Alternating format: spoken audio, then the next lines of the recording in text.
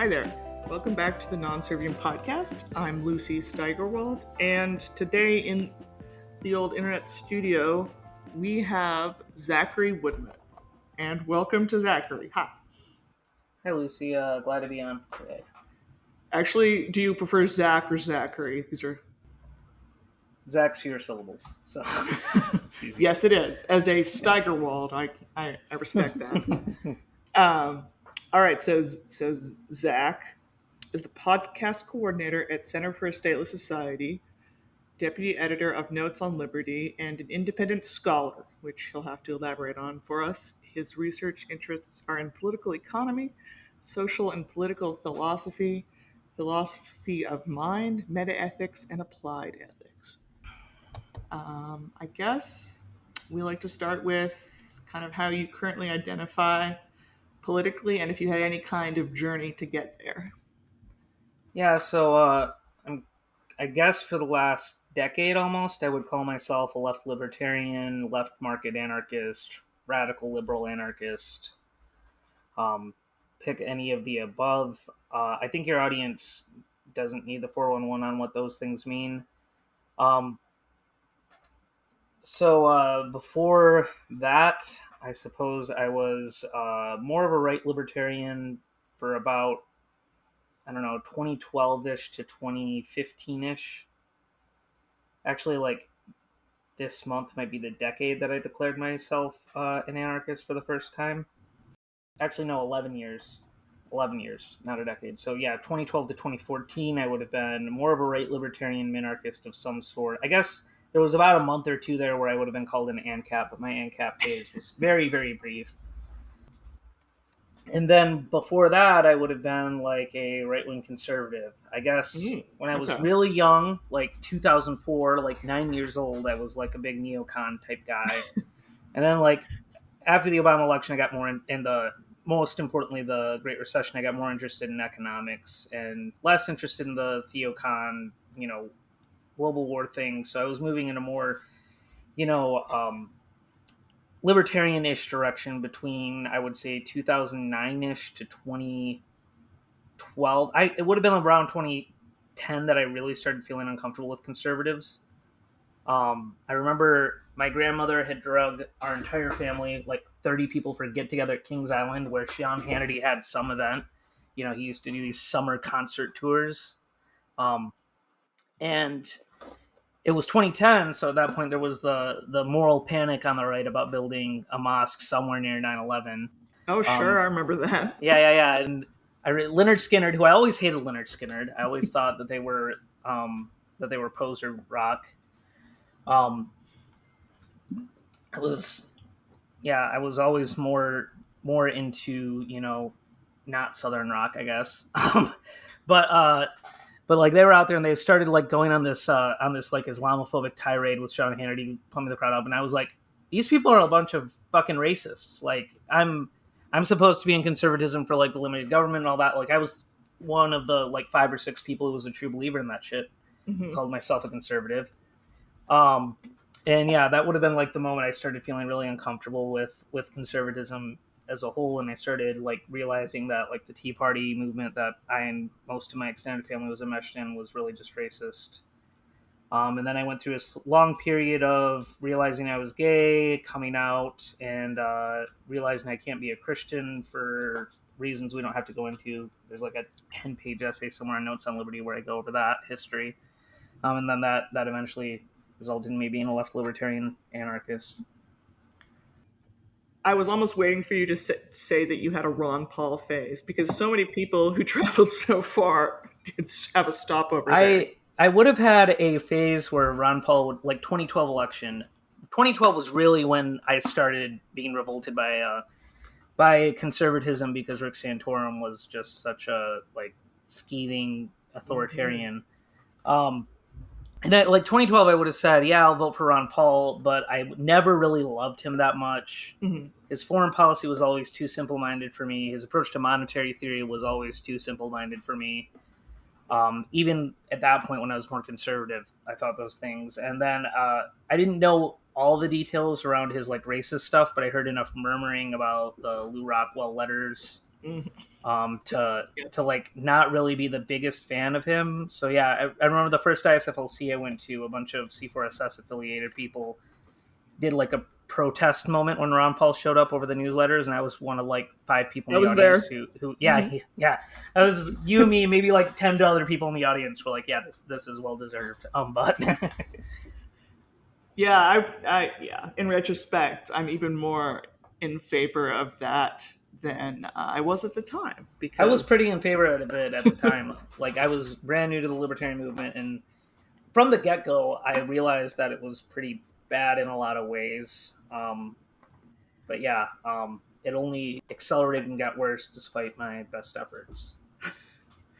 yeah, I have countless fond memories of what they used to call uh, IF International Students for Liberty Conference. Yeah, now they Now it's just called call it Liberty LibertyCon, Con. which Yeah. is very generic. But I met some good people, including one of our people here at Non-Serviam there. Those events can be a road to better ideological things, I suppose.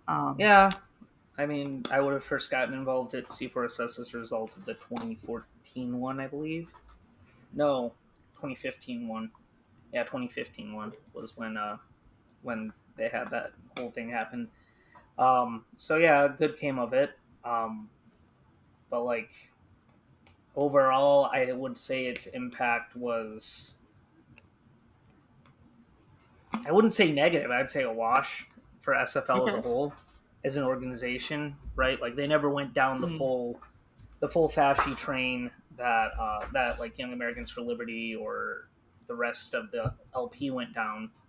They just kind of got, more internationalized, more focused on donors, and it, specifically, I think, an international donor base. So they just kind of like genericized themselves, stopped focusing as much on the academic stuff, which used to be a huge part of them. And so now I would say they're just like, fine. But Yeah. Well, grading on a curve, that still sounds pretty good, unfortunately. as far as institutions of the liberty movement, trademark 2015 or whatever, um, they're like probably in the top 5 for least bad. So Yeah. Yeah, alas.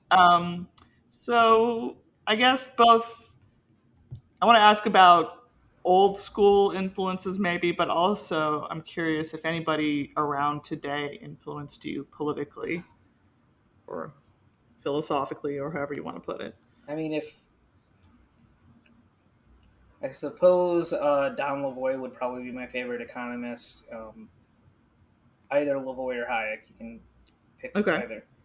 But yeah, Lavoie's, I think 1985 book, National Economic Planning: What Is Left, really stretches the groundwork in a lot of ways for like the sort of things C4SS is.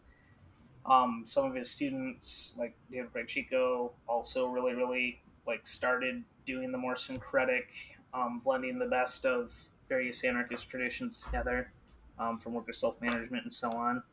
So that whole kind of like offshoot of quote unquote Austrian economics, not the stuff they do in Auburn at the Mises Institute, but like the more, nuanced attempts to find a way that market anarchism can like radically fulfill the promises of liberal democracy, in a more consistent more morally consistent way, and the criticisms that those thinkers make of like the attempts to revive various parts of statism, both economically and socially. I mean, another one of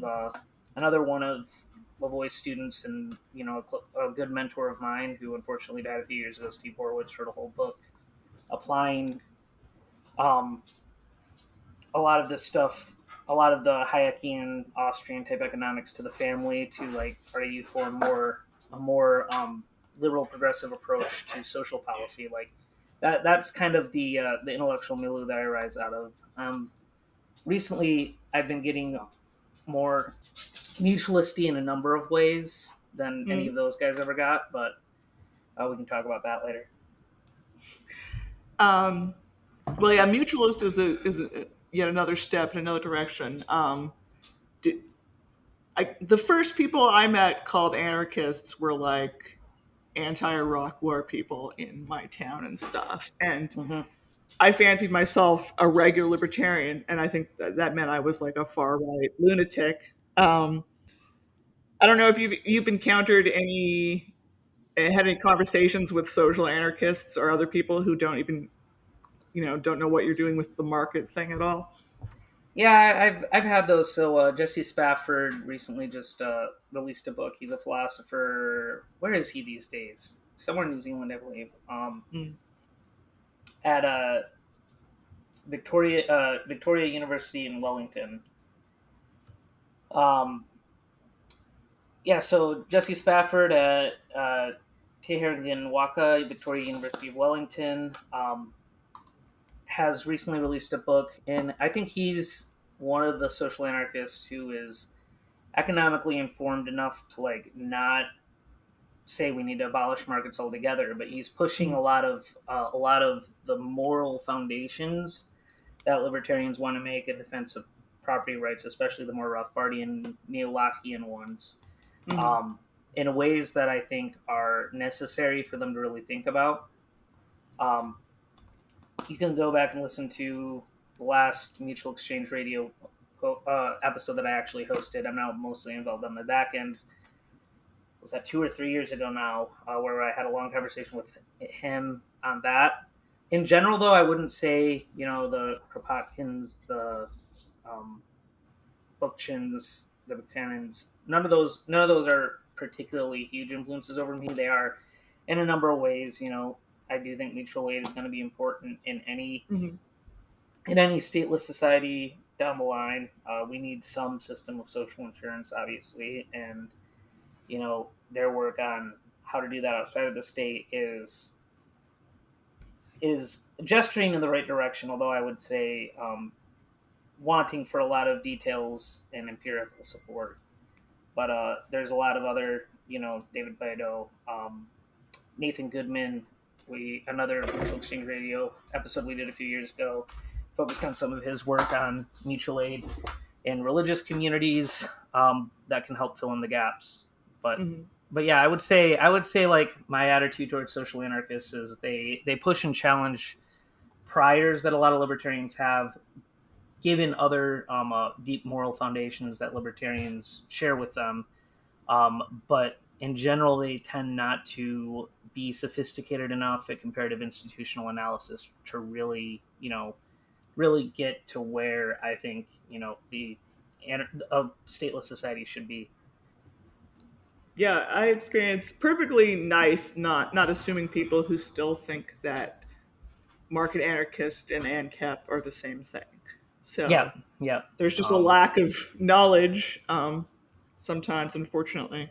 yeah. I mean, at C4SS, the trademark is freed market anti-capitalism, distinguishing markets from capitalism. I guess one area where I'm a bit different than most of my colleagues at C4SS is I'm a bit less wedded to calling myself an anti-capitalist or a pro-capitalist either. Like, I basically think we've gotten to the point in popular discourse where both the word capitalism and socialism just have so little cognitive content at this point. They're just like signals of tribal identity. Like, I don't think they're even referring to a consistent set of principles or historical circumstances. The history of it, as Roderick Long has this, talk where he calls it an anti-concept, because the history has been the extension of things that we take as prototypical of capitalism.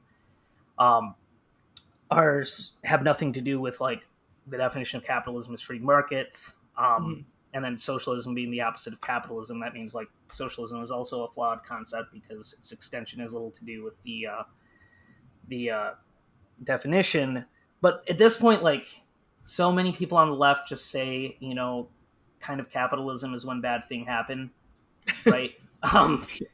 Doesn't matter if it's a state policy, doesn't matter if it's just something, kind of inherent to the human condition, like needing to make choices under, you know, given limited resources and time, right? Mhm. Like in any post-capitalist, however socialist you want to go, there's still going to be, a scarcity of time, and you're going to have to decide whether you want to work to make bread or whatever for your community or not. But like, I remember like a while back, I can't remember who it was on NPR, was like going on and on about how it's neoliberal capitalism that people feel the need to make a choice between working and a vacation. And I'm like, right? Like, yeah. So like the extent to which, especially on the left, it just gets used as like a generic term of derision for anything to do with status quo economics that has happened since 1800 or 1750 or wherever you want to say the start of industrialization happens.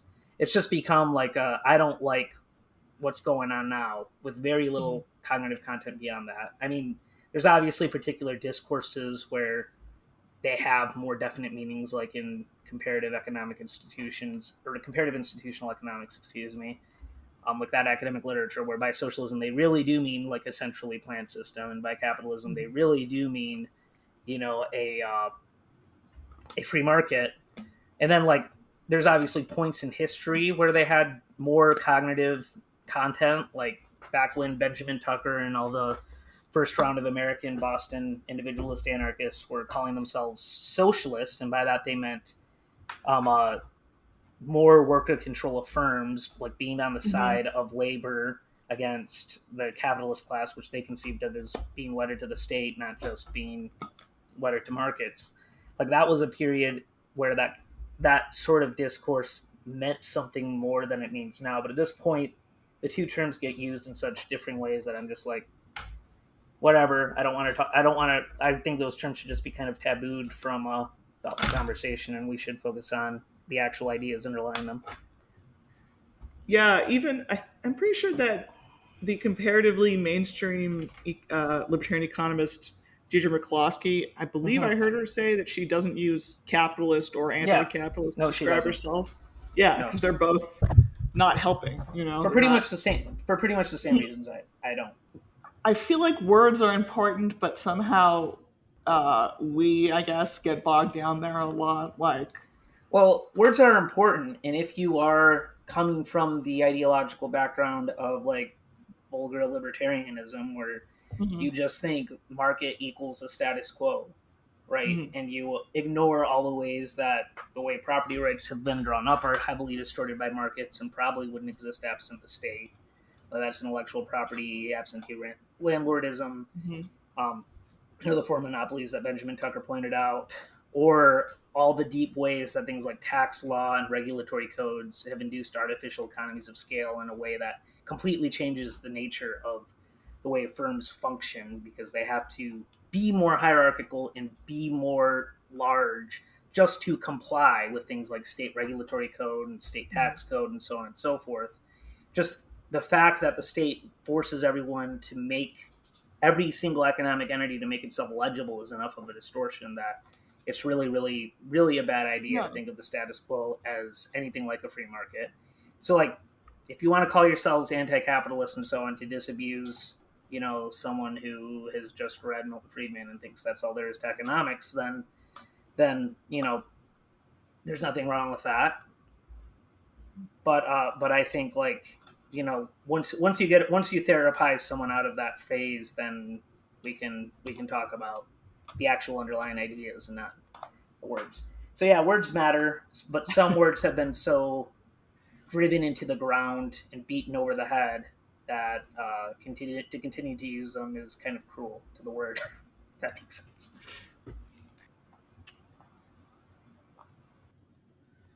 I hear you were on a hiatus of sorts from your political stuff. Yeah, it was for a number of personal reasons, health reasons as well.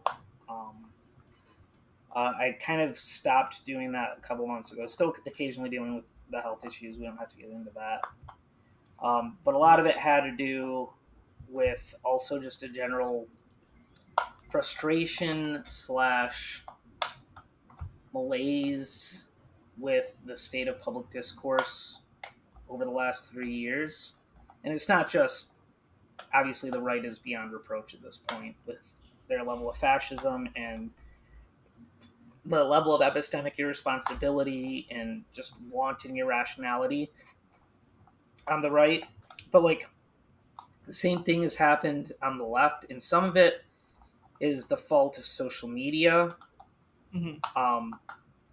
Just the fact that I think Twitter / Bluesky is obviously better than even Twitter was pre-Musk. But even pre-Musk, and even still on Bluesky, there's just like an incentive to take things out of context. There's just like people's attention spans are so non-existent that if it can't be contained in the brief little tweet, then they're not going to engage with it. Beyond that, like to take a prime example, I had tweeted something. This was a number of years ago, where I had said something like, "What's your most Marxist take?" Mine is that it's understandable that most people can't get into finer art or good art because they're just exhausted and want to turn their brain off when they consume media, something like that. Okay. And I had in my head, like at the time I was really getting into music composition again, and like I was going through another binge where I was obsessed with like the German expressionists and late romantics and serialism and Arnold Schoenberg and Second Vienna School and all that in the Western classical tradition. And I was like, yeah, it takes a lot of effort to understand why this is great and not just hear it as noise. And then some random person who apparently didn't know anything about me besides the fact that I once went to Hillsdale, like, took it out of context and said something like, oh, this person thinks that people don't want to watch God's Not Dead. They can't appreciate the high art of God's Not Dead. That's what they're teaching you at Hillsdale. And it's like, okay, fucker. First of all, if you knew the first thing about me, you would know that that's kind of irrelevant. I got really pissed off at that moment because, like, you know, I have a lot of personal trauma from being the only openly gay student at Hillsdale for an entire year. My goodness. And I'm no longer like a Christian, like, but like that's the kind of engagement that is like the modal interaction on even pre-Musk Twitter, and it's obviously only gotten worse now that it's been turned into Nazi propaganda. No, were they implying that God is Not Dead is high art in some way? they were implying that I thought that. Okay. Yeah, which I've seen it. To be fair, It's not. God's Not Dead is high art, just on accident. But Yeah, fair enough. but There's a lot to unpack in that movie. you really need to my kill God. the author with many knives. Just to like they enjoy killed God's Kevin Not Dead. Sorbo. Yeah. Oh. Well, okay, so I was an obligatory question in these times is, of course, then AI or large language models, if you prefer. I know people who are bothered by simply calling it AI. I mean, if social media is a problem, do you have hope about AI? Do you have dread about it? Well, I don't think social media per se is the problem. The problem is the specific form that social media has taken, which is engagement driven, you know, very short attention span slop, right? There's obviously small spaces of social media like things that exist that are better. Discord servers, right? Small group engagements on various places like certain subreddits, Mastodon, certain sub communities of Bluesky where everyone just makes their thread so long that anyone who is so impatient just like can't even get into it enough to attack it and do the, you know, engagement baiting nonsense that is typical. That's kind of the strategy I've taken with Bluesky in particular. But like, it seems to me the problem with political culture isn't just the way that people are talking with each other. It's something deeper and endemic. Like the misinformation stuff seems to me more to be a demand side problem than a supply side problem. People want to hear their priors confirmed. Yeah. It's not that Facebook is pushing these innocent people into brainwashing. That's just kind of like, it's kind of like you're watching the fire after a car crash and saying the fire is the problem and not whatever caused the car crash, right? I do think that like a lot of the algorithms on social media are exacerbating a already prior existing problem in culture. Not that they're the first cause of it. They're just kind of a vicious feedback loop that continues after the ball already got rolling by, you know, 40, 50 years of right-wing propaganda being built up, going back to, the early 80s. Mhm.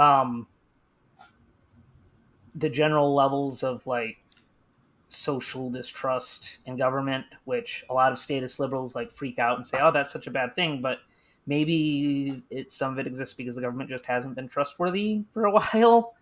Whether it's really really the whole time in history, but like in the most obvious sense, since like the end of or the beginning of the Bush administration, it's gotten more and more naked. Just how more and more naked to the general American public, just how corrupt and beyond the pale and lying every institution of the state is, and the media that like manufactures consent to wars and so on that goes along with it. Like, there's this attitude among the leftists that, oh, the problem is people just don't trust social media and believe in conspiracy theories, and there's no worry about actually making sure that the institutions of civil society, such as the press or the state, are actually trustworthy, right? Before they worry about the lack of trust. Like that, those are very, very complicated social problems that are way bigger than social media. Predates social media. It's just that social media has been a particular accelerant, right? Mhm. Um, as for, I mean, sorry, go ahead. I was about to pivot to a general question about AI. Okay, If you yeah, had yeah, thoughts sure. on social media in particular. Oh, just when it comes to distrust, it's the problem is both gullibility and knee-jerk distrust of everything. Like it is both simultaneously. I guess it's just like just confirmation bias and things like that. Yeah, yeah, But yeah. I think it's even more pernicious than gullibility per se. It's motivated reasoning. It's mm, what Brian Kaplan called rational irrationality, where when it comes to political matters, believing something ridiculous doesn't really affect you in your personal life directly in an obvious way. So you just indulge in whatever irrational tribal fantasy you want to indulge in, right? I think Kaplan pushes that too far in the myth of rational voter, but we don't have to get into that. It's very, very pernicious how the incentives of political discourse combined with the media environment combined with decades and decades of um, both the press and the state that is largely, you know, in bed with the press in many ways, not being trustworthy to begin with. People want to blame rising inequality on a lot of this too. I tend to think that's overrated, though it's a small contributor as well. mhm. Yeah, I mean, I have so much less tolerance for conspiracy theories than I used to for obvious reasons. Mm-hmm. But at the same time, like MK Ultra happened. I mean, there's a Yeah. good book by Anna Merlin, one of them books about paranoia and conspiracy that I think is very good. It's very well balanced in terms of here's the harm that conspiracy does, but like, hey, remember the Tuskegee experiment?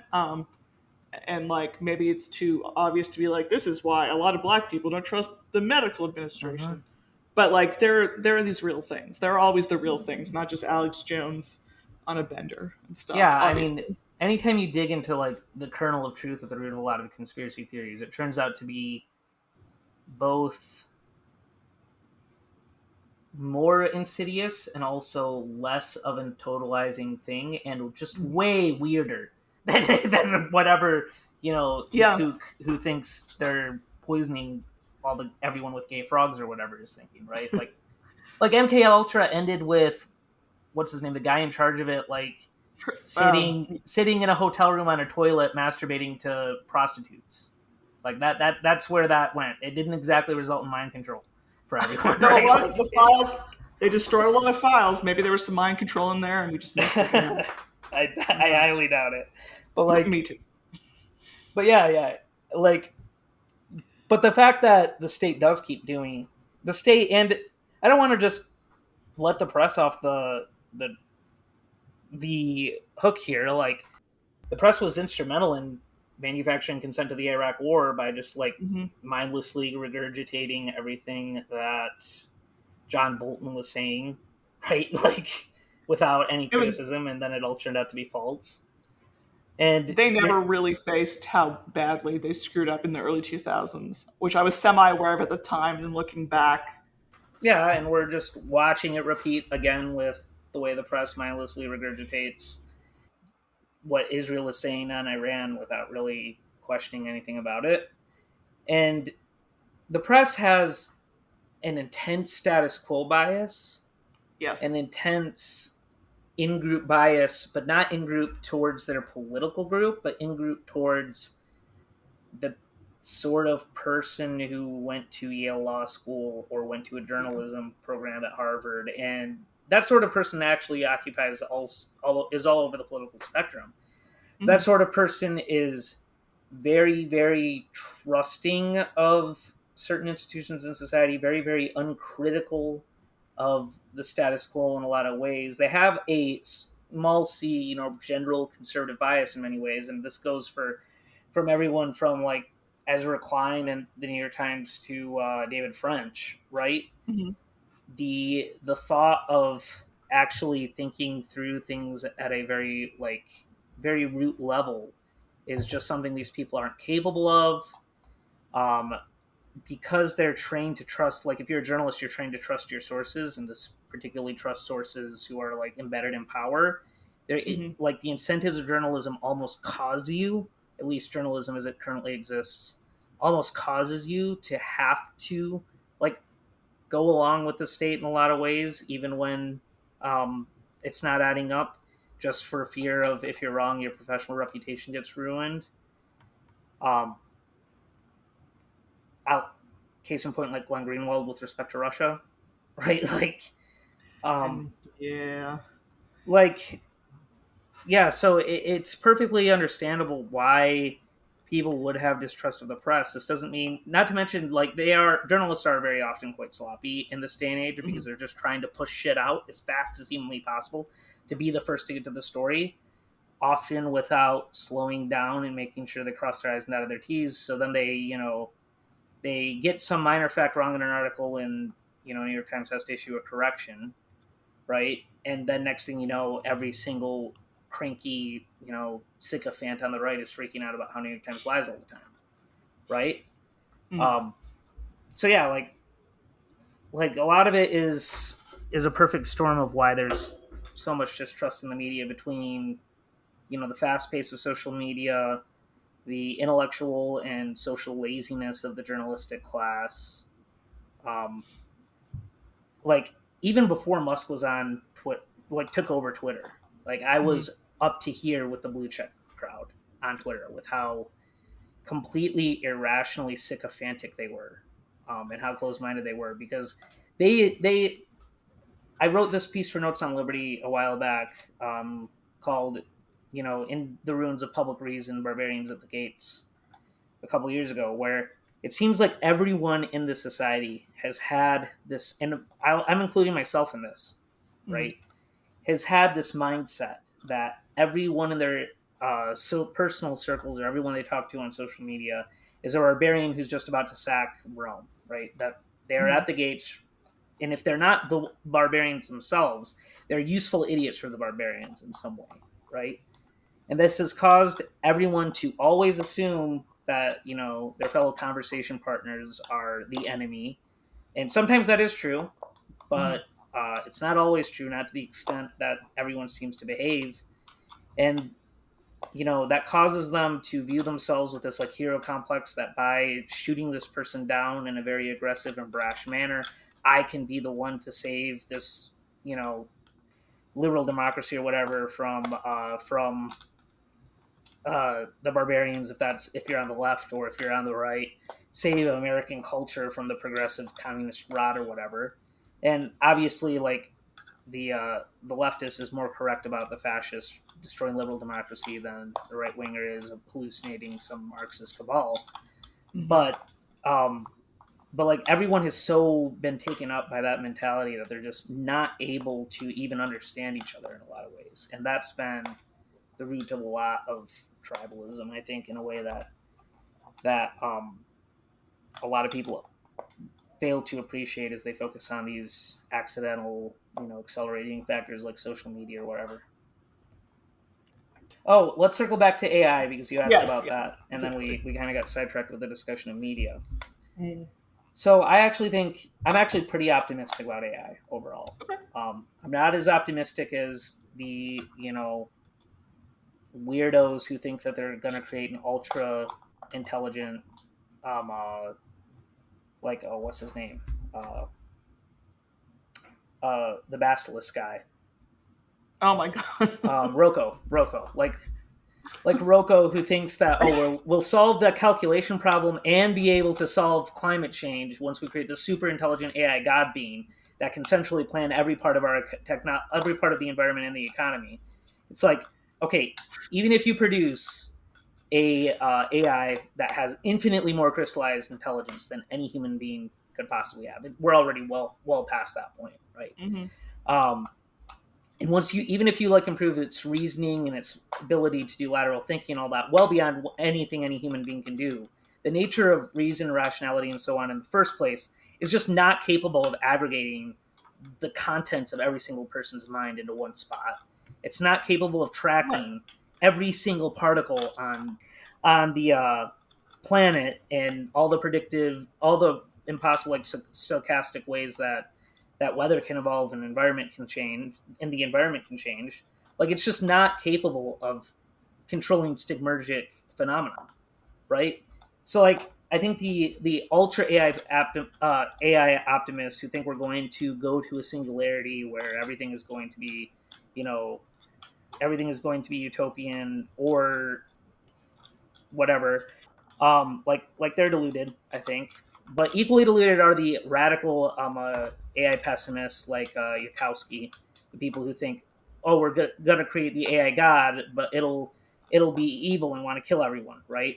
They have no real like model, as Tyler Cowen has argued. They have no real like way of saying how that will act, how that's going to be the most likely outcome.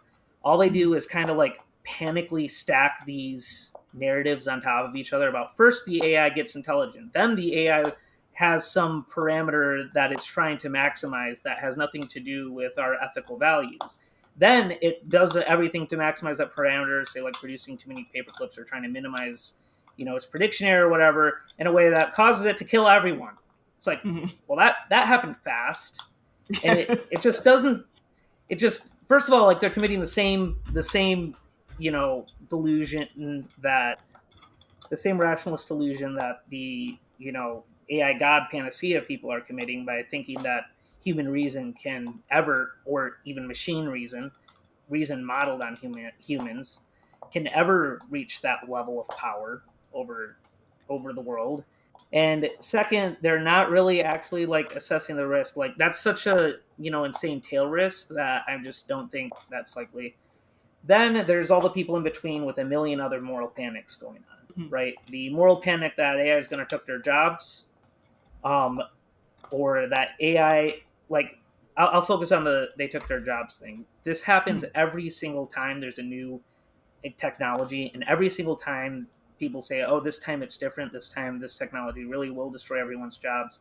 And every single time this happens, whether it was the invention of the light bulb with candle makers, as Frederick Bastiat kind of satirically wrote about, or The whether petition of the it's, camel makers. Yeah, that was a yeah, good one. or whether it's the invention of automobiles, or the machines replacing laborers in textile factories in the 19th century, automobiles replacing horseshoe makers, and so on. Every single time humans find a new way to adapt the new technology and to use it in new and creative ways, and life goes on and life gets better usually when the new technology comes along. I don't see any reason in principle to think that's going to be any different with AI. uh, there doesn't seem to be any way that AI shows the level of like initiating creativity to the level that humans can, and I am somewhat pessimistic that we'll get there.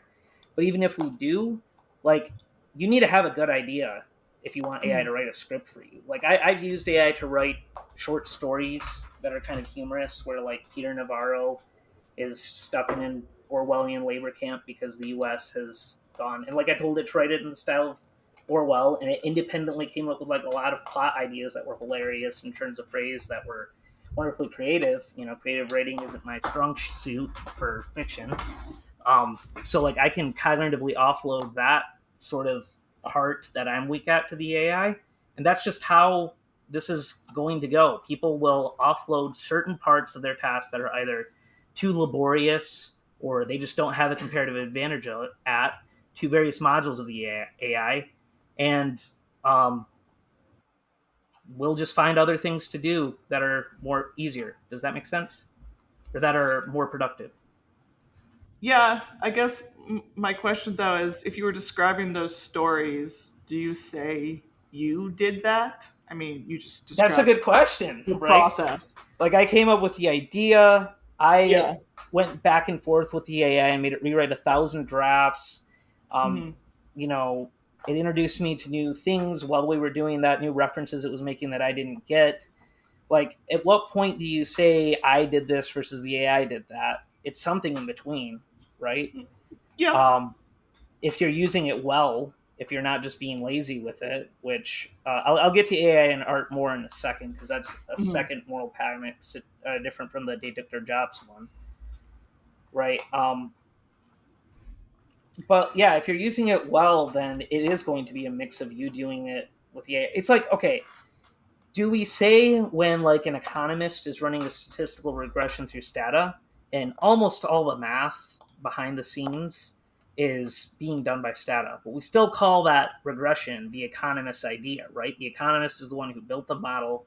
The economist is the one who asked the research question, who came up with the statistical methods to try to tease out all the various things going on, like all the control variables to test for, or finding a data set for a good natural experiment.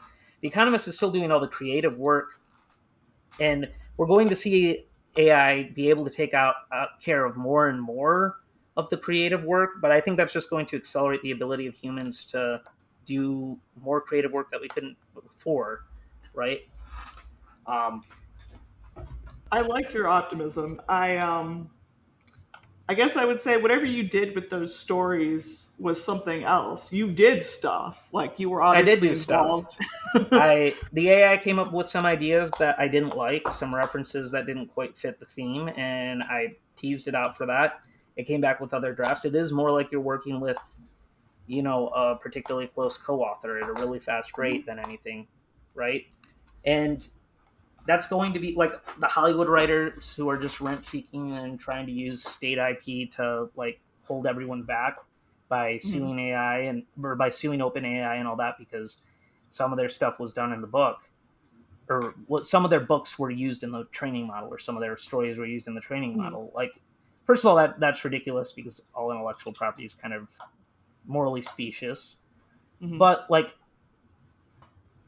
functionally, if I looked at your painting or read your work of art or listened to your music and I incorporated a part of it into a later creative project that I was doing, whether Mhm. quoting a motif in a musical phrase or making a reference to a character or whatever, like that's functionally no different from what the AI is doing, just on a massive scale.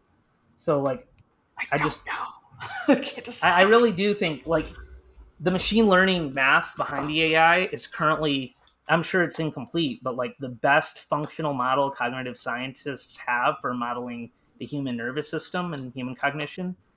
It's called predictive processing, and it functionally works the same, just on a you know, much more fine grained level with different things in it, in like a hierarchical machine learning model. It goes much deeper than any AI one and has certain things like, the nervous system maintaining biological homeostasis being something that's like really high up in that generative model, right? But functionally, it doesn't it seems very very so similar that I think leveraging state violence to try to defend your quote unquote right to whatever happened to be in that training model is just going to hold humanity back. It's morally specious for all the same reasons intellectual property is specious. And it's functionally so similar that it seems like you would just have to kill creative human thought if you applied that principle consistently. Now, my thing with intellectual property, which admittedly took me a little longer to get to the its bonk thing than it should have, but I'm not averse to a certain amount of cultural. Like, if I take the book Jurassic Park and it's exactly the same, and I write by Lucy Steigerwald. It's either some weird art piece, like that person who took photos of Marlboro Man ads, which I find, I don't even know what that is. Well, yeah, it's lame, right? It's lame. It's not It's a creative. It's lie. not It's a strange interesting, lie. Hmm. right? That's the thing is most of the cases where someone is doing something wrong with intellectual property, or most of the cases where people want to use intellectual property to say there's something morally wrong going on, there's usually some other thing going on. Hmm. Dishonesty is the wrong making feature in that thing you talked about. Hmm.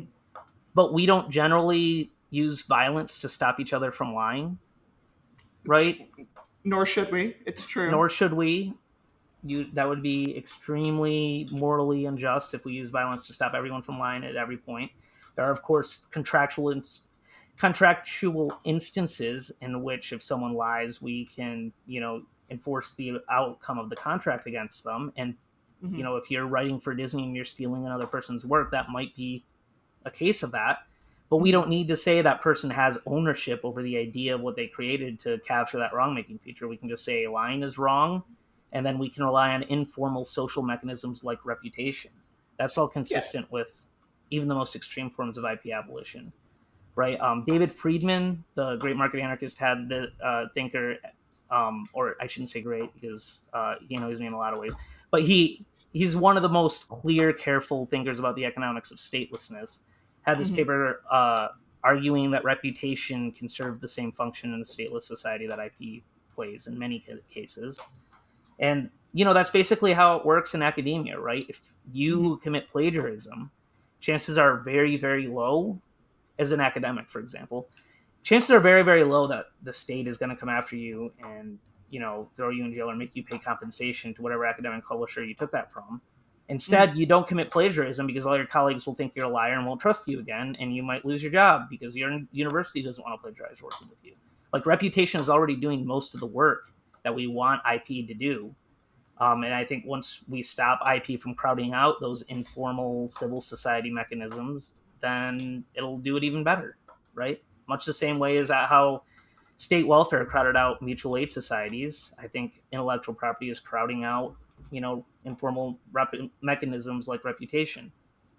And obviously, it benefits Disney more than anything else, and other. Yeah, not to mention the massive inequalities it creates, the ways that it stifles free expression on platforms like YouTube to a ridiculous degree, simply because to make everything legible to the state and the various companies that rent seek off the state, you have to basically enforce it way more strictly than even the letter of the law says you should. That's what DMCA takedowns are about. Even in the cases where you could defend it as fair use, but you don't have the resources to do it. Yeah, like there's so many issues with it. I think all these people who think, oh, we just need to use violence to defend IP against these evil AI people are really, really just rent-seeking Luddites, and I have very little respect for them, to be honest. It didn't occur to me until you talked about economic modeling, but there's also and as someone somewhat guilty of this myself, but hopefully not as extreme as the awful Luddites. I'll try to be better. Is that there is a creative snobbery. Like, it wouldn't occur to people to think about economic modeling and that there is a creative element, a human element involved in that, because Mhm. that's boring robot money Oh, stuff. And finding a good natural experiment and trying to tease out complicated. You need to be like I. That's not something I have a particularly strong comparative advantage at. Right? I could do the basic econometrics, but getting into the weeds of it was kind of boring to me. But like, mm, yeah, it takes amazing creativity. Like anytime you see an economist come up with a great natural experiment, like everyone's amazed because thinking about things in that way is a creative exercise. Um, but okay, so another moral panic that has to do with AI is everyone's going to be stupider because they'll just rely on AI lazily, right? yeah. Um, we've already had that problem for a while. It's called Googling and not clicking past the first page. it has made society worse in some ways, but it hasn't seemed to like slow the wheels so badly. Frankly, these AI models, if you remember what Google was like 2013 to 2018, are giving more often better results than you would get on the first page of Google. People said this about Wikipedia too, back in like the aughts, and that clearly turned out to be nothing. People said this about calculators and math, right? Sure, yeah. Yeah, most people are probably worse at basic arithmetic because they've cognitively offloaded that to their phones or their calculators. But like that hasn't been a bad thing everywhere, and we still have, a special part of society or a special subset of society that still highly values getting into math. They're called mathematicians, right? Like they haven't gone away. Now they've been able to focus more on creative advances in the field because they're not bogged down with algebra all the time, right? It still makes sense when they're like in undergrad to make it so they have to do the algebra themselves on a Calc 3 exam or whatever. But I think that moral panic is oversold. What we need to do is we need to teach kids to use AI well, just as we had to teach kids to use Wikipedia well and not just lazily cite it, but to go through the references. Just as we had to teach kids to use Google correctly, just as we had to teach kids how to use a calculator and plug things in on their TI 84s or whatever, right? Like, the human mind doesn't stop just because we cognitively offloaded some stuff on to some external cognitive aid, right? Like, this is something that if you want to go way, way back, like to ancient Greece, there was a time when people were opposed to writing things down because it got rid of people memorizing things, right? Yeah. Like, Yeah. that same reasoning is what's going on now. And the fear that the human mind is just going to die and wither if we have things helping it seems really wildly unjustified. I want to get to one last moral panic with respect to AI, and that is art, right? We've touched on it a little bit. People think it's going to kill creativity. I think you already know that I think it's actually, if you use it well, can like do a lot for creativity. Also, like, you need to be creative to get a good result from an LLM that's generating images. Prompt engineering is actually kind of a subtle art in and of itself. It's But not it's the a same. separate Yeah, one. it's not the same thing True. as drawing, right? But like, there is always going to be a place for humans to watch other humans do creative things, right? We are now 30 years into chess robots being able to play better than any human being can play chess. Guess what? There's been an explosion in interest in Magnus Carlsen and, the entire competitive chess world in the last couple of years because we don't really understand what it's like to be a computer algorithm evaluating thousands and thousands of board positions within the space of a couple seconds. But we do understand applying like principles in chess and creativity, what it's like to be a human being playing chess. At least if you're a chess player, you understand what that's like, right? So even though it has been for a long time, computers have been better than chess than anyone. People still like watching other people play chess, right? It's been a very, very long time that computers have been, or that machines have been better to run faster than humans, right? We still have triathlons at the Olympics. We still like watching people do athletic feats. It's just, and I think don't see any reason to think that's going to be any different, especially with, the reproductive arts like theater and music and all that stuff, where watching a human being perform for you is ballet is like a particularly, or dance in general, a particularly like edifying experience. Um, I don't think it's going to be any different with like an art, with like seeing a work of art, knowing that a human mind is kind of what went through composing that. And I just don't see how that's going to go away because that hasn't gone away in any other domain where machines and computers have exceeded us. It is going to replace a lot of like more menial art jobs like graphic design and stuff like that. But if what you care about, which like see what I said about the need for people to be good at prompt generating and the need for people to be creative with art, and also all the stuff about Luddite worries being overblown with respect to that. But if what you care about is high art and human creativity, just like have more faith in human beings liking other human beings do creative things, right? That just seems like something that's not going to go away just because computers are doing it. I think that's the kind of pep talk I needed, actually, because I don't want to be a luddite. I guess for me, maybe if I did something with AI to write an article, scare quotes are there, and then I said I wrote this. If nothing else, I would feel as uneasy as I do if I write an article and an editor is excessive in their rewriting, which isn't good editing, but it happens all the time. I would feel like it's not as much mine because there was a different hand in it. And Sure. maybe if nothing else, it doesn't have to be as somehow more malevolent if a machine did it as opposed to a human. It's Yeah. the same problem kind of Yeah, I mean, applies. like, if the whole thing is just the AI doing everything and you claim it as your own, like, that's obviously dishonest. But, Mhm. like, to take another, like, example, you know how many times I have, like, had an idea when I'm writing and I'm fully convinced that it's mine. And then, like, I wake up the next day and I remember, oh, no, wait, that idea kind of came from a conversation I had with a friend 3 months ago, right? Like, that sort of thing happens all the time. Humans like have always enmeshed and mixed and melded their ideas with each other, and we haven't like rigidly freaked out about enforcing that everyone's idea is theirs originally, right? Mhm. Maybe it would be good to have like when something is particularly like obviously AI, like have a footnote. This thought experiment was suggested by ChatGPT or something like that. Like maybe that's a good, you know, cultural practice to have. I'm just not that concerned with I guess like the extent to which people will be dishonest about it Mhm. because there's a long history of people being caught being dishonest with plagiarism and their reputation being destroyed. There are cases where people like Zak get away with it, basically. Mhm. But I don't see how AI poses like a new, uniquely horrible threat for all that stuff. If anything, and also like the possibility that new creative things are coming out and someone's putting their name on it because they're helping AI, but they didn't really do Mhm. it. Like that is a less bad thing than new creative ideas not getting out there at all because nobody used AI ever. I suppose that's true. I was thinking of this recently.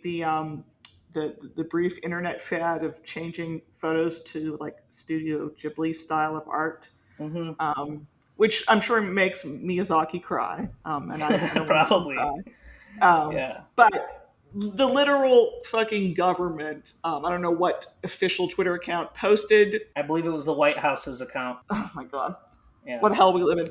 It's like a crying grandma being deported in the Studio Ghibli style, and Mm-hmm. is that more offensive than if someone carefully had drawn that? I think it's less No. offensive because if someone went through all that effort to be that bigoted and Yeah. I hateful, mean, then that's a waste of your that's talents, not. actually. Yeah. I mean, I mean, it's. like, what's the name of that? There's that artist who does like Norman Rockwell style right wing propaganda paintings, like Obama burning the Constitution. What the heck is his name? Um, I don't know. I'm sure that's beautiful, beautiful art. uh, I'm looking for him. John McNaughton, that's his name. Yeah, he does like Norman Rockwell looking oil paintings with like Obama stomping on the Constitution while all the founders cry. These are the things you know when you grew up a conservative, right? Like, yeah, yeah, like there's always been shitty art produced. I'm sure there's going to be a lot more shitty art produced now that anyone can type in a couple words and produce shitty art. That it will be borderly morally motivated. But that just doesn't seem to be like a new problem. Also, you can do the same thing against them. Like I had a series of like when Trump was pushing all the tariffs of like Mhm. videos of like frat bros and grandmas wearing "Make America Great Again" hats, like in sweatshops, being bossed Mhm. around by like a fat Vietnamese guy that was painted in Norman Rockwell style, and they were really good, right? They were pretty funny, but like I just don't understand the unique rate of rage. Other than that, it's the White House's official account doing it, and it's just further evidence of how fascist America has become. Yeah, so I suppose we should have discussed how fascist America has become. We kind of hit, well, you mentioned Hillsdale College, and Yeah, there are volumes to be written on that. they're really. Uh, I was uh, I was going to ask you about an upcoming C4SS study. Yeah, so basically the project of the study, it's not aimed at anarchists in particular, and C4SS might not want to release it for that reason. But Okay. the basic idea is you commonly hear both moderates and especially conservatives say that, well, I might not like immigration law, but insofar as we have immigration law as it exists, the rule of law requires that we, enforce immigration law and deport all these immigrants where possible and so on. And the first move that I am making is basically to argue that, well, now that we have, especially in the US, so many undocumented migrants woven into the very fabric of social life. They're at Mm-hmm. churches, they are married to Americans, they are have children who are American citizens, they are your, dance instructor or your barista or your, business owner of some taco truck that, you get really tasty food from.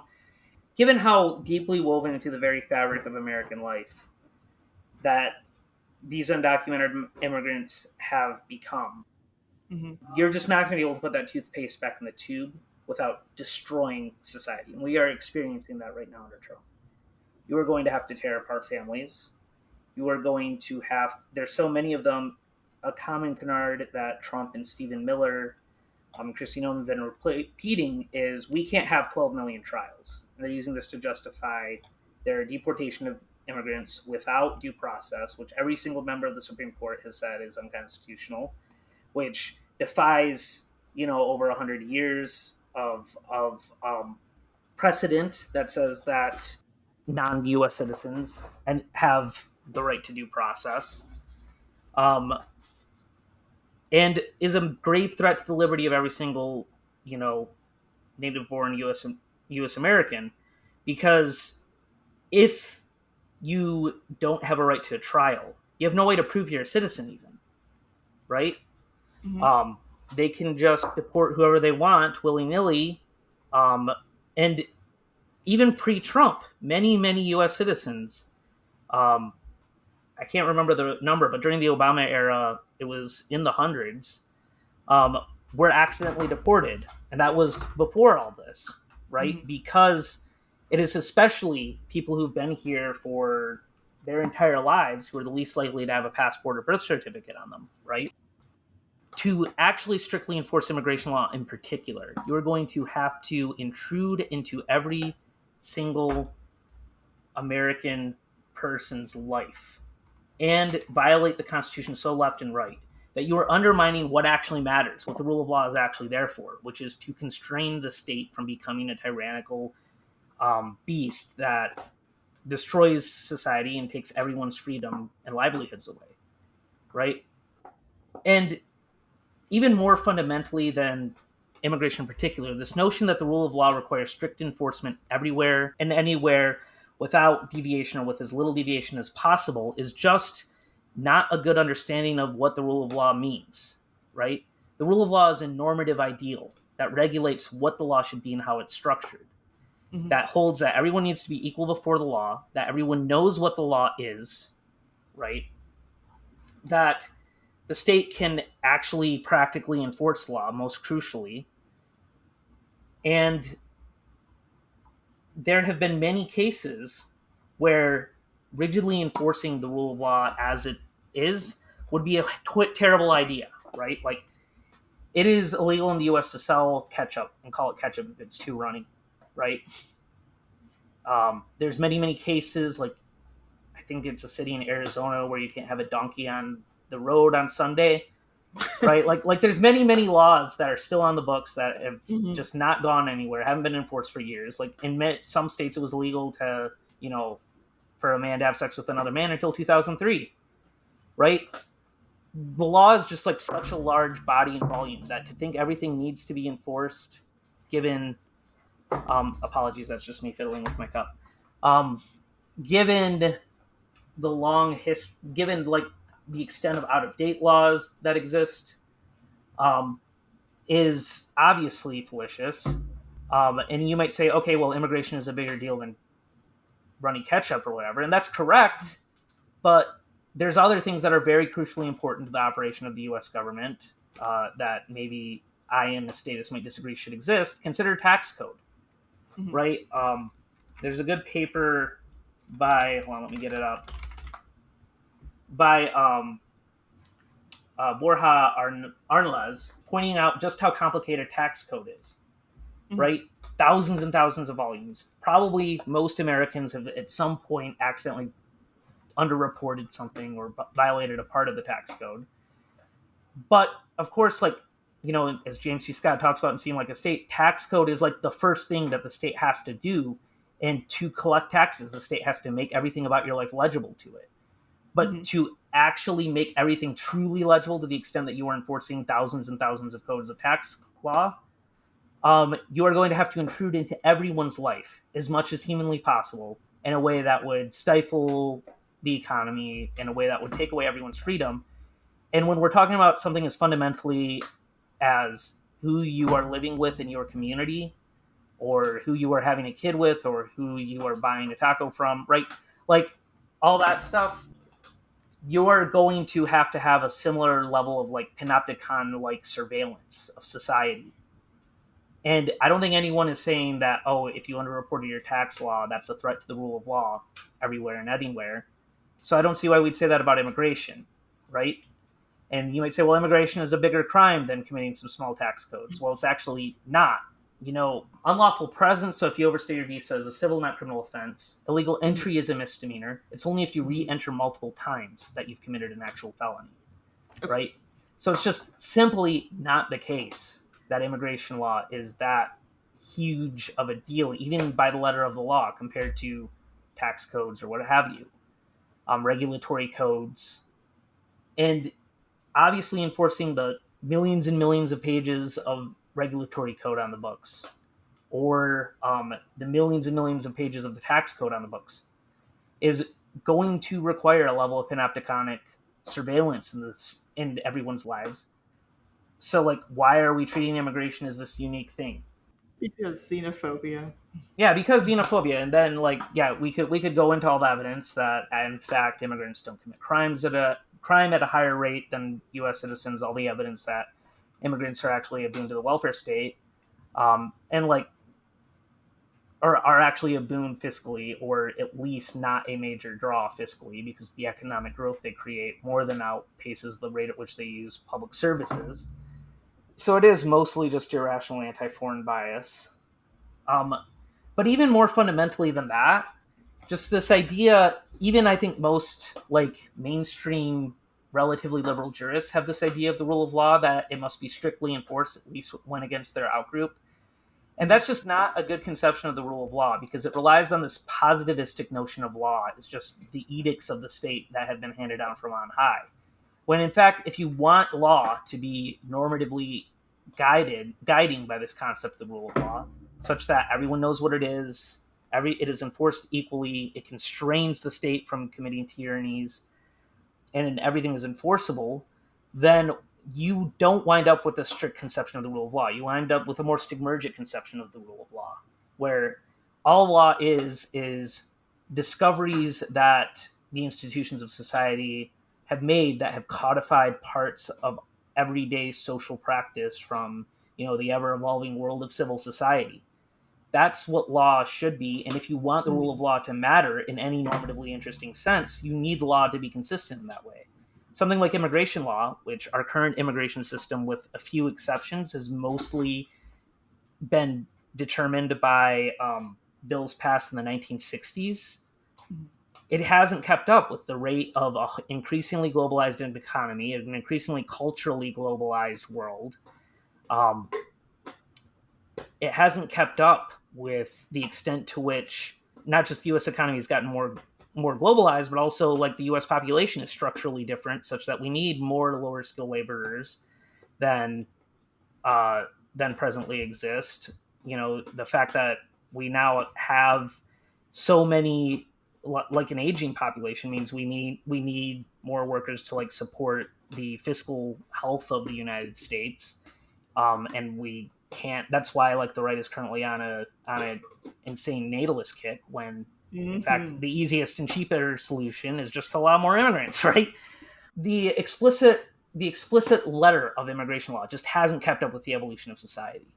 And as a result, immigration law is now effectively unenforceable for all practical purposes, without violating the rule of law in every single other way. And the extent to which we now have people locked in concentration camps, people who are here legally being accidentally or sometimes intentionally deported, the extent to which we now have the federal government just like lying like an authoritarian nightmare state to justify disappearing people. Hundreds of people have been just lost in the system and we have no clue where they have gone. Like, this is actually the Soviet Union during Stalin's Great Terror. Like, that is in fact what enforcing immigration law looks like. Just like with enforcing drug laws are also basically unenforceable because drug demand for drugs is very, very price inelastic, right? Simply because it's an addictive substance, and also because like there's something very, very primal about changing your phenomenological experience that a lot of people are going to want to experience at some point. And in order to enforce drug law, we've had to militarize police to a ridiculous extent. We've had to lock people up. We've had to erode every single other right, property rights through civil asset forfeiture. The extent to which like prosecutorial discretion has basically made due process for low-level drug crimes kind of like an afterthought for certain classes of citizens. Because like once you create laws that are effectively unenforceable, then the state is only going to enforce them where it's convenient for it, right? Whether that be against certain racial minorities or outgroups that the state wants to oppress, or whether that, which is what happened with drug laws, right?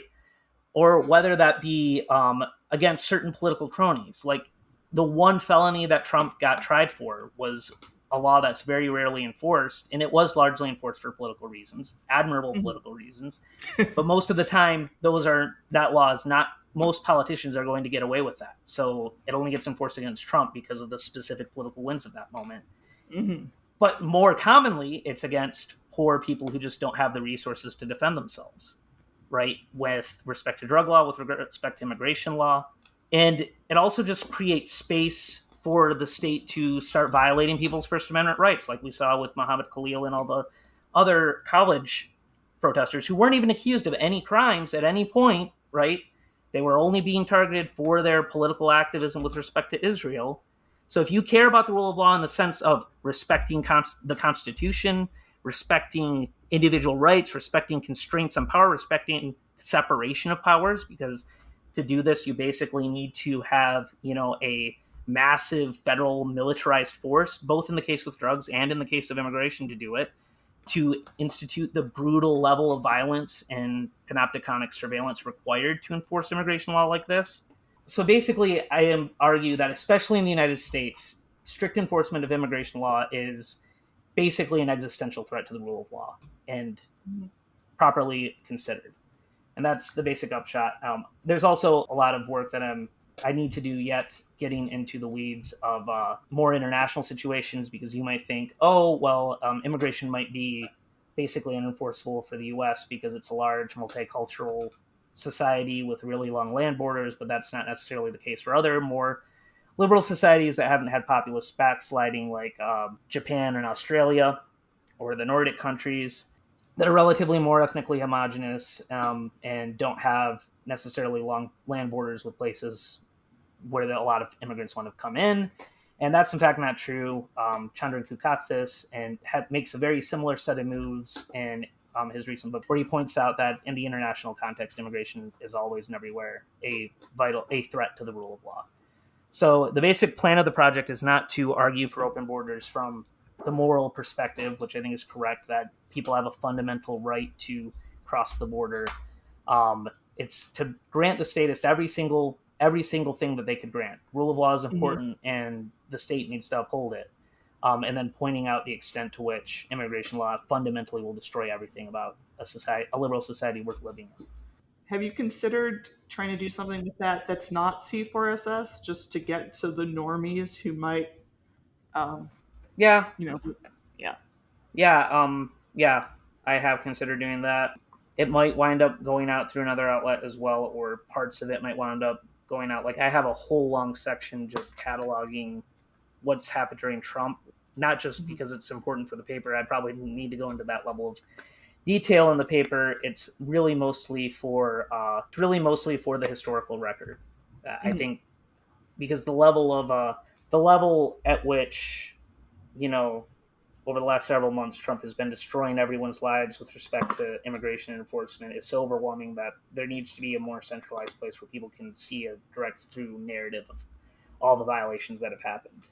Do you think that there are normies out there to be got by? I mean, I imagine you wouldn't do it if you didn't think it was worth doing, but I certainly have gotten pretty disheartened by the the way things are going. I don't know. Yeah, I have to. Most of my Mhm. extended family, the parts that I still talk to, are Trumpists and very unresponsive to facts and stuff.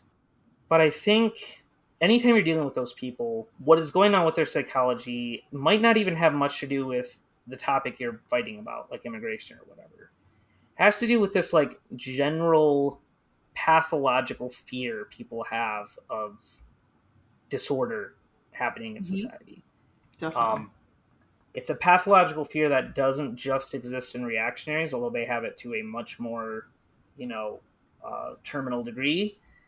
It's also the case in like centrist liberals and leftists who are like freaking out about Trump for understandable reasons because of the disorder and chaos Trump might cause, but it causes them to like defend parts of the pre-Trump political order that were still morally The heinous. FBI The say. FBI say, yeah, it causes them to downplay the extent to which Obama and Biden were also atrocious on immigration Hmm. for like the understandable political reason that Trump obviously is in a different universe from them.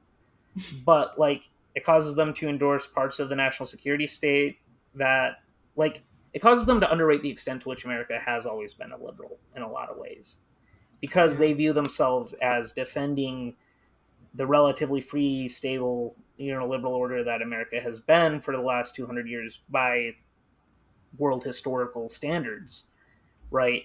But I think it's caused them to become like insufficiently critical of the things that extent to which illiberalism in the pre-Trump world helped produce Trump, Hmm. right? I think something else we wanted to talk about was like my evolving views on voting in democracy. Oh yeah, that's Um, always. I'm always interested in that. and this is a good segue into that. Like, to take an example of that reactionary psychology, Mhm. that they constantly are afraid that society is about to fall and collapse into disorder and chaos. And here I'm not talking about conservatives. Here I'm talking about like liberals. Mhm. It causes them to like say things about democracy that are at odds with why democracy is actually valuable. Like we need to respect the will of the majority. In general, yeah, it's probably better for a state's policies to not be wildly out of step with what most people want and how they live their lives for reasons we were just talking about with Mhm. respect to the rule of law. But I don't think that a lot of the Democrats who like rely on this like intrinsic value of majority rule type rhetoric with respect to democracy appreciate that that is in fact exactly what the game the populists are playing, right? Populists always say we are the true people against the elites. We are respecting the true will of the people against the elites, right? The moral majority. Yeah, yeah, yeah. The moral Silent majority. moral. Yeah. Yeah, Jerry Falwell being a prime example of that long-standing populist, move. So like it seems to me that like there's three things people want. I wrote a notes on Liberty article a number of years ago arguing this. There's three things people want with respect to democracy: majority rule, or respecting the will of the majority, insofar as that's coherent, because there's also like decision theory reasons to think that that's not the case, like Arrow's impossibility theorem. But we don't have to get into that. Respecting the majority rule is one. Um, Respecting the rule of law is the second. So having a Mhm. constitutionally constrained state is what some people mean by democracy. Having separation of powers, federalism, and all that. And then the third is the moral upthrust of liberalism, right? Having a society where people aren't being dominated, having a society where people are free to engage with each other on relatively equal terms and relate with each other on relatively equal terms, having a society in which we are not sadistically, mistreating people for morally arbitrary reasons, right? So that's the three features of democracy everyone wants. I think that's an Mm. impossible trinity. If you are always respecting the rights of the majority, you are very likely to fall for what all the founders called the tyranny of the majority, right? Mm-hmm. Which is what happens when what populists are trying to do at the end of the day, in a certain sense. And yeah, they're dishonest. Yeah, it is the case that they're wildly overstating the extent to which the general American public is enthusiastic about Trump or whatever. But it certainly is the case that the part of the American public that prefers Trump more strongly than the part of the American public that is opposed to Clearly. him, or at least Yeah. was last election. If you start respecting the rule of the majority too, you're going to need to constrain it by both the moral constraints and the rule of law constraints. Mm-hmm. If you're wanting to respect, so like just the three are all in tension with each other. And I think too many liberal Democrats just don't appreciate the extent to which that tension creates space for democratic backsliding once these populist insurgencies start. That was all an aside to point out how the reactionary tendencies of people believing that chaos is always around the corner causes them to not think clearly about politics, even when they are fundamentally like upstanding people, or not upstanding, but like not fascist, right? Right. um Not kicking dogs and robbing little old ladies. yeah, in the case of I don't want to like address the Proud Boy type people. The more interesting case are people like my grandmother, right? Mm-hmm. People who are so afraid of some hallucinated crime wave from migrants or cultural values around gender upsetting the way they relate to the others in, confusing ways. And as a result, they're so afraid of that momentarily feeling of disorder, whether it is disorder or not, is kind of beside the point, that they turn to an authoritarian strongman like Trump. What you need to do is point out how that pathological fear is causing them to betray other values they have, at least in the past, pretended to uphold. Values like the rule of law, values like separation of powers, values like, all the things that the conservatives used to write down on their Tea Party pamphlets when they weren't just being racist. They probably won't change their mind in the moment that you have that discussion with them, but you're creating some cognitive dissonance at the start, Mm-hmm. where it's causing them to think about how that pathological fear is causing them to betray a version of themselves that they at least profess to. And whether they resolve that cognitive dissonance by becoming full fascist or not, right, there's at least a probability they won't, right? So that's what I think you can do when you're engaging with these people, is you're first helping to therapize them out of this notion that if we don't have, an authoritarian imposition of law from on high, society will collapse into disorder. Like, that's a lot of what pointing out the stigmergic conception of the rule of law's virtues is about. And second, you're pointing out how their xenophobia is in deep tension with everything else that they pretend to believe. My only objection to that, perhaps, is that I fear that some people's understanding or their definition of the rule of law isn't as sophisticated as it constrains the government, Yeah, but it's that those darn protesters aren't, breaking windows, and that if you steal, you get severely punished. Things like that, which. I think one thing you need to do is just get them to appreciate just how deeply embedded things like immigration or things like people's choice about who they love or what gender they want to be is in the fabric of people's lives, Hmm. their own pursuit of happiness, and the social world in which they inhabit, right? Once you really appreciate just how fundamental all that stuff, which is a force for change and is a force for Hmm. change that can feel upsetting in the short term, once you understand just how deeply embedded into the social fabric of life all that is, then it creates space for them to appreciate that the true cause of the chaos and disorder isn't, the people who are advocating for immigrant rights, but the cause is with the state who is, doing all that. And I don't want to say that like rioters and protesters have no agency, but it's just a very obvious result of the sort of authoritarian structures you need to create to enforce immigration. Sure. You wouldn't be out there otherwise. Yeah.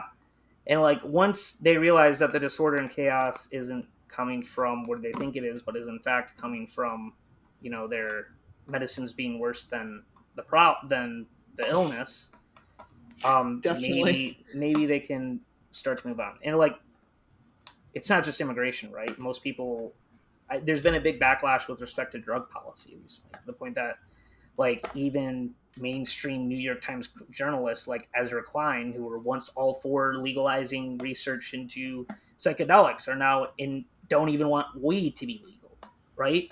Like there's been a massive reaction on to something that didn't happen. I mean, something that didn't happen, that wasn't really as bad.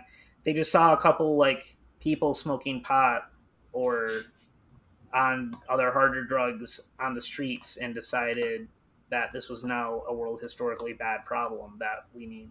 Like that is another example of that pathological fear of disorder and shallow signals of disorder, like triggering that pathological fear, just rotting everyone's minds. And I think if you really, and not just fascists, but liberals, and I'm using liberal in the not me sense and the centrist sense. Like if you want to get them out of that like loop of fear and rage and hate causing authoritarianism, which then causes more fear, rage, and hate, which causes more authoritarianism, you need to like get them over that pathological fear that is at the root of it. That is a tall order, I think. Remembering that people like that exist, I feel much better about myself, but I have a small strain of that for an anarchist that I have to fight against on occasion. Yeah, we all do. Yeah. But and when you're watching, people get dragged off the streets by unmarked ICE agents, it's very understandable that you're going to have fear that society is falling to disorder in the sense of like the state causing disorder in a way that causes some anarchists to become more like authoritarian within their social spaces, right? So the California stuff seems much more generally focused than some protests are, and I find any moral framework that you ever think you have, like that's a self-defense and a community defense, and I would be told how it's not. I'm very much on the side of basically anything you can do to stop an ICE agent from deporting someone is morally justified in the sense of defense. Not anything, but up to and including violence against an ICE agent. But the real question is if it's tactically smart to do that at this current moment. That is a way more complicated one that I won't pretend to have answers to. Yeah, people act like that's the same argument, and it's definitely two separate things to resolve. Well, there's a consequentialist consideration of whether violence is the best way to stop the rise of fascism, or whether that violence will trigger, a stronger authoritarian boot getting down on everyone's neck, right? And I mean, sometimes it probably is worth it, right? If it's a kid who is going to die because they need insulin and they're going to be like, dragged to an ICE shelter separated from their parents where they probably won't be able to get insulin, probably a good idea to use violence to defend that kid, right? Whether it makes sense with like every single ICE agent going to Home Depot, there's strong moral reason to think so, right? Yeah. But there's strong prudential reasons to think maybe that will cause worse things, like the president using the military against U.S. citizens, right? Like, yeah, or turning the general public who's panicked about all this against. Right. I mean, I was thinking of the defund the police thing, which again did not happen. It didn't happen even more than drug legalization didn't happen, because that happened. I know. But defund the police. I mean, but you have.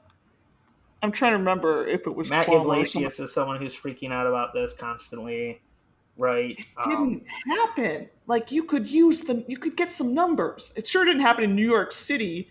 I mean, the NYPD budget is astronomical. It So, kind of happened in Minneapolis in particular, and even then, not well, sure, really. It didn't slash yeah. their budgets. It just made it so that they were training police not to kill people, which seems like a Wow, good what a thing, right? concept. Like, and I Yeah, guess some police budgets was redirected towards like community mental health things, but that like sounds really good. I don't have the numbers in front of me. Yeah. To the extent it did happen, it didn't seem to have a bad effect on crime. Like Why would it? the reason crime went up during the pandemic is because crime always correlates with unemployment and, you know, economic precarity, and the pandemic caused quite a bit of that, right? Like the people who freaked Plus, out about that small uptick in crime during the pandemic as if it was, the result of defund the police were just being delusional. they were, and like that level of divorcement from reality, I find really like where to begin. Like during the election, the signs all over that said Kamala open borders and like just Yeah, no connection to reality in a way I that's wish. starting to become disturbing. Like truly, Yeah, where to and the begin? Overton window on immigration in particular, and also police in the last couple of years, has now swung so far to the right that it's just absolutely disheartening. And at this point, like quote unquote left wing moderates, right? Left Hmm. wingers and moderates are almost indistinguishable in some ways from hardcore conservatives on those issues. It's I mean, Biden and Harris were to the right of George W. Bush on immigration. I'm pretty sure.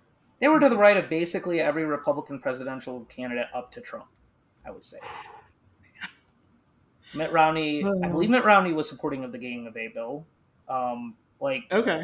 Yeah. I'm trying to think, when was the last time a Republican was as xenophobic as Trump is, or as Biden and Harris were in the last election? It would So have to be. I You might have to go back to the 1920s actually, yeah, when they enforced strict quotas. they would love to. You were talking about the '60s immigration laws. That's when things started That's to when they go loosened wrong for things. those people. Yeah, That's that's when when they they started to started. loosen Yeah. it a lot. That was, I mean, yeah, there was another round of loosening during the Reagan era when they put in a pathway to citizenship for people who legally immigrated here before 1985. Like that was a mainstream opinion, like one of the main things that most conservative leadership wanted through the Bush and Obama Hmm. eras, where it was, Bush's failed attempt to basically do the same thing Reagan did back in 1985, and or whether it was like John McCain and the Gang of Eight Hmm. doing the same thing, right? Like the extent to which people are now so far divorced from reality on immigration in particular is, yeah, very, very disturbing at this point. Well, there's some other stuff, but if we can wrap up with a little lightning round of questions. Sure. Okay. You might have hit this, but Mises or Hayek? Hayek. There's a great quote from Becky that Peter Becky, the Austrian economist George Mason, that Mises is a sophisticated 19th century thinker trapped in the 20th century, and Hayek is a sophisticated 21st century thinker Mm, trapped in the 20th century. Um, interesting. I think Mises was like the more systemic thinker, and if you go by like technical like economic contributions to the field in terms of like business cycle theory or all that, like Mises definitely did more like theoretical work than Hayek did, but Hayek was the way more sophisticated social thinker and philosopher. Yeah, social theory. Even I kind Yeah, of. whether it was like him anticipating a lot of modern neuroscience with like connectionist theories of cognition and the sensory order, or him doing legal theory extensively in law, legislation, and liberty, or him even dabbling into like meta ethics in a way more sophisticated way than people realize in his last book, Fatal Conceit. He was the way more interesting systemic thinker than Mises, who basically just kind of took like some very, very like shallow form of utilitarianism for granted in ethics and didn't and like a lot of his work on like economic epistemology was more or less a confused mess in the ways that a lot of epistemology in the late 19th century and mid 20th century was a confused mess. like him running together apodictic certainty with a priori knowledge and all that. And Hayek just didn't commit those sins as much because he was kind of, I wouldn't say he was like philosophically sophisticated to the extent that analytic philosophers of that era were, but he was like sophisticated enough to like push back against Mises on some of those confusions and his paper Economics and Knowledge. Yeah, I would take Hayek over Mises any day. Fair. I'm gonna deny myself a tangent there. Extremely minor pet peeve. Minor pet peeve. All my pet Yeah. peeves are major. Fair Um, enough. wow, this is one that I have to think about. There's a lot of UI related pet peeves that I can't stand. Okay, Fair enough. Yeah. like the extent to which every single mobile app has a browser embedded into it instead of just opening your default browser like every other form of technology has done for most of history, and then you wind up confused as to which sub browser or sub browser of which app you're logged into, which things. It's annoying. I think mobile UI as a whole is a mess. Yeah. That's like one minor example of something that's much deeper about the kind of enshittification of technology as a whole. Like read Kevin Carson's Desktop Regulatory State on like the dangers of that. But the specific browser thing, I guess, is a minor pet peeve that was really annoying me today. That's a good answer. You were mentioning classical music, so how about a nice Mozart or Beethoven? Beethoven. Um, Agreed. I mean, the classical music I actually find myself returning to is, besides Bach, mostly 20th century stuff, Ligeti Okay. and Schoenberg and um, Stravinsky, stuff like that. Um, but Mozart mostly bores me, to be honest. It's too. I mean, there's a lot of good stuff. He did, obviously, his Requiem um, and I think it's String Quartet 19 where he starts dabbling with dissonance a lot more than people most give him credit for. But like the classical era of the Western art music tradition or whatever we're calling it these days is probably the most boring to me. That's fair. Star Trek or Star Wars? I'm not much of a guy for either. Okay. I've always A third intended mystery choice? to get into Star Trek more than I have because everything I've seen from Star Trek I enjoy. So I Okay. guess I would say Star Trek over Star Wars because I have seen most of I've seen the original three and the prequels, but I don't have like idiotic knowledge of it or anything. And from what I've seen of the Disney era of Star Wars, I've only seen like Solo. Maybe I didn't think highly of it at all. But almost everything I've seen from the Star Trek universe, maybe not some of the recent movies, but like Next Gen, the original series, are all like very intriguing, like stock things when I was teaching philosophy that I would use to like illustrate thought experiments or something. Yeah, I So yeah, just finished the original series and I actually loved it even more than I expected. So I recommend it all. But I've probably seen more Star Trek than I give myself credit for, but I like have yeah, never memorized it the way like Trekkies do. which political or philosophical figure would you want to bring to dinner to have dinner with? Probably Nietzsche. Okay. He just seems like the most interesting personality. Um, and he had a lot of like health issues that I go through too. Like he's just a very intriguing figure to me in a lot of ways. Apparently, he was much nicer in person than he is in his polemical writing too. So like that would be very That'll happen interesting to sometimes. behold. Yeah. Um, yeah, I would probably say Nietzsche.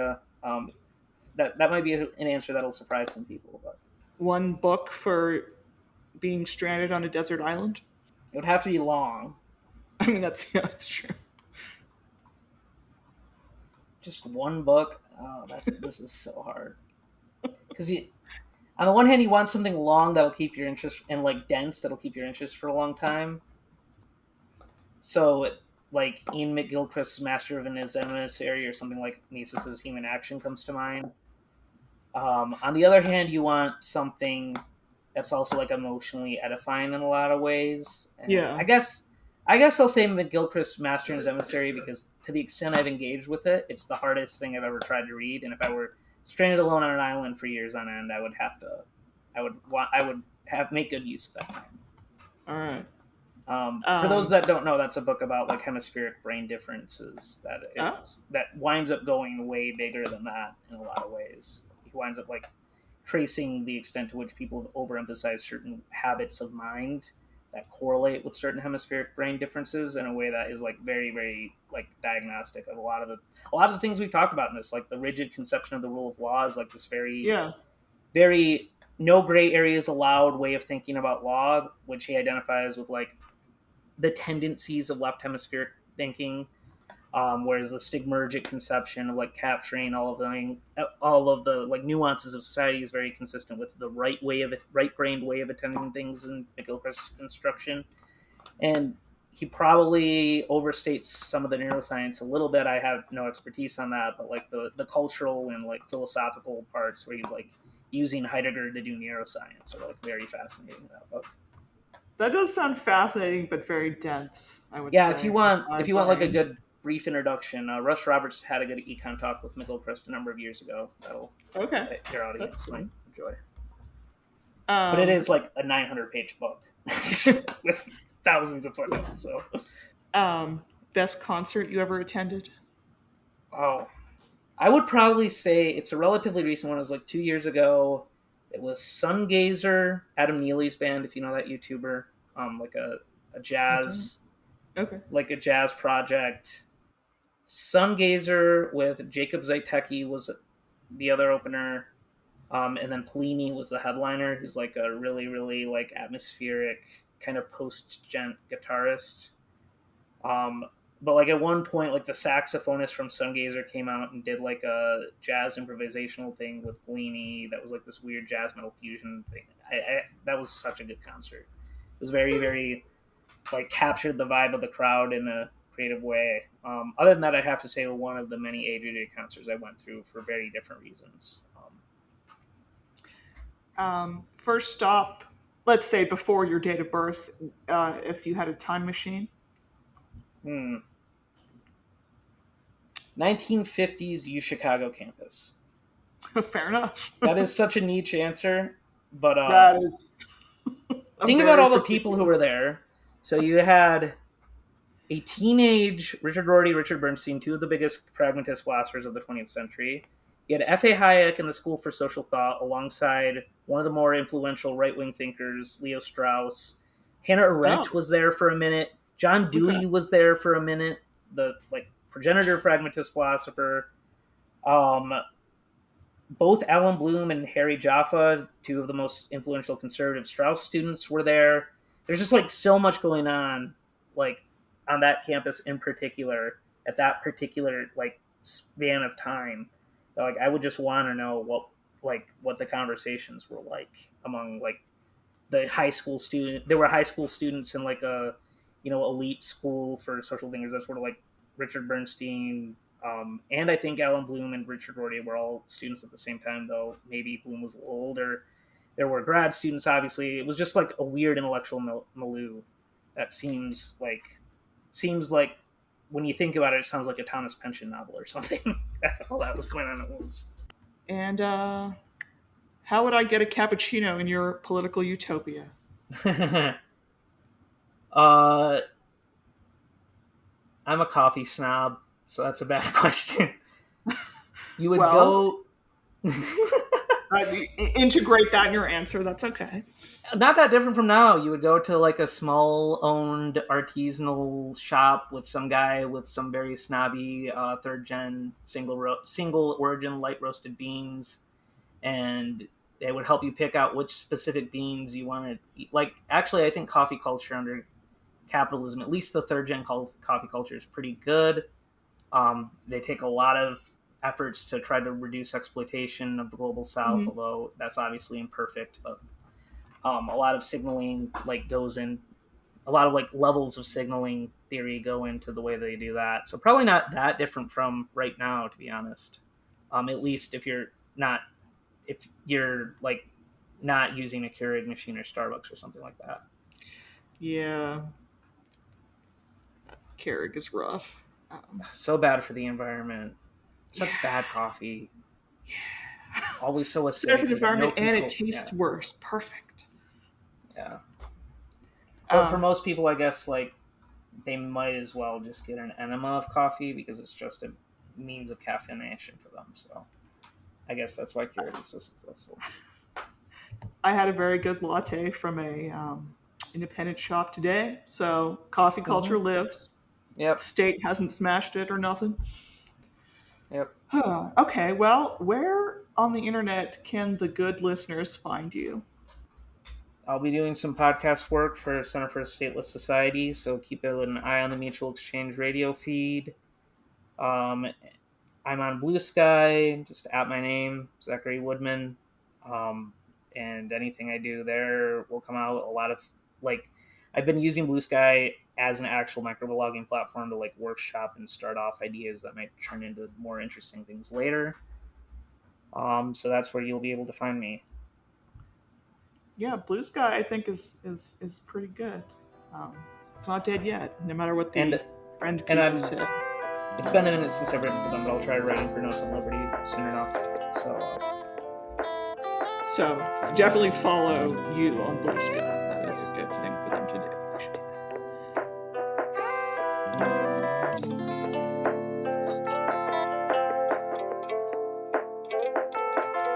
You're listening to the Non-Serviam podcast. If you enjoyed this episode, why not subscribe over on our YouTube channel or on your favorite podcast platform. You can also follow us across social media on Twitter, Facebook, Instagram, and Mastodon. If you're extra interested in seeing this project continue, consider becoming a patron over at patreon.com. But if you can't contribute financially, we still like you a whole lot. And you can help us out just by liking and sharing this episode or any other one that catches your fancy. As always, shout out to our existing patrons. Your support helps us reach a larger audience and helps keep this project alive. Thanks so much.